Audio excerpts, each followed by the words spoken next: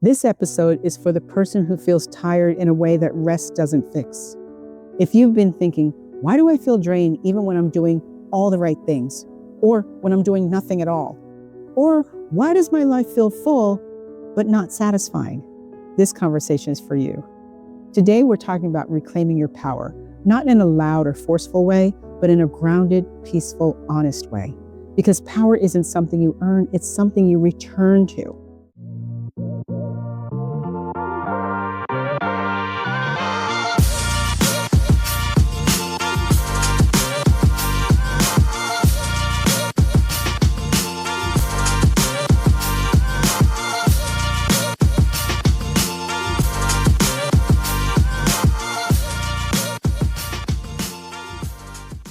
In my coaching work, I hear a version of the same sentence over and over. People tell me, I don't know what happened. I just don't feel like myself anymore. And these are capable, intelligent, caring individuals. Leaders, caregivers, professionals, people others rely on. They love what they do. They're not failing at life. They're overfunctioning in it. What I've seen consistently is this. People don't lose their power all at once.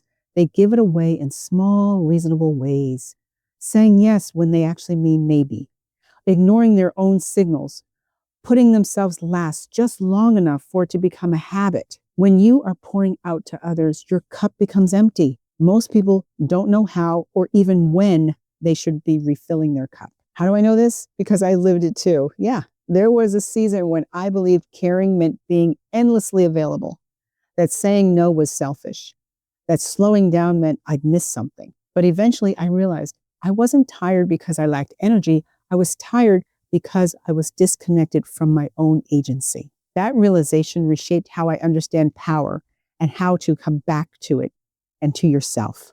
Here's the reframe I want to offer you. Feeling stuck or overwhelmed doesn't mean you're unmotivated or broken. More often, it means you've been living on autopilot. Autopilot is what happens when routines replace reflection. You make decisions based on expectations instead of alignment. You react instead of choosing. You keep going because stopping feels inconvenient or even scary. And the reason autopilot feels invisible is because nothing feels wrong enough for you to change or for it to be interrupted. But over time, the cost shows up emotionally. You feel disconnected. You feel irritated, less patient, less present. This isn't a character flaw, it's a signal, and signals are invitations, not failures. If as you're listening, you realize you want more structure and support around this kind of inner work, I want to share something with you. I've created a 30-day personal growth challenge designed to help you slow down, reflect, and reconnect with yourself, one simple day at a time. It's not about perfection and it's not about pressure. It's about awareness and alignment and gentle consistency. If that feels supportive for where you're at right now, you'll find all the details linked in the episode description. One framework I use often when helping people reclaim their power is this: autopilot, awareness, agency. Autopilot. Autopilot is when life is driven by habit, obligation, and momentum. You're functioning, but you're not choosing. Most people don't even notice autopilot because it feels responsible, productive, and familiar. But it's not. Next is awareness. Awareness is the pause. It's noticing patterns without judgment.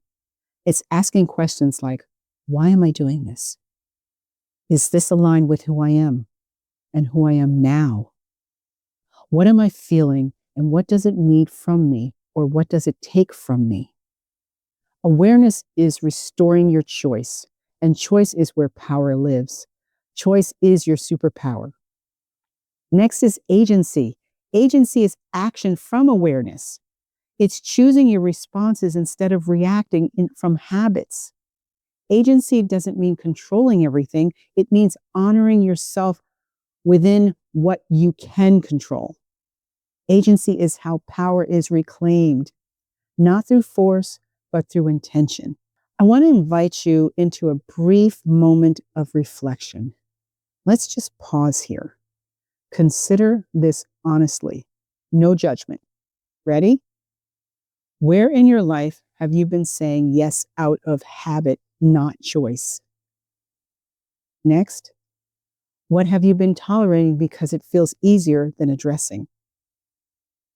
And the big one, if you allowed yourself one small boundary this week, what might that be?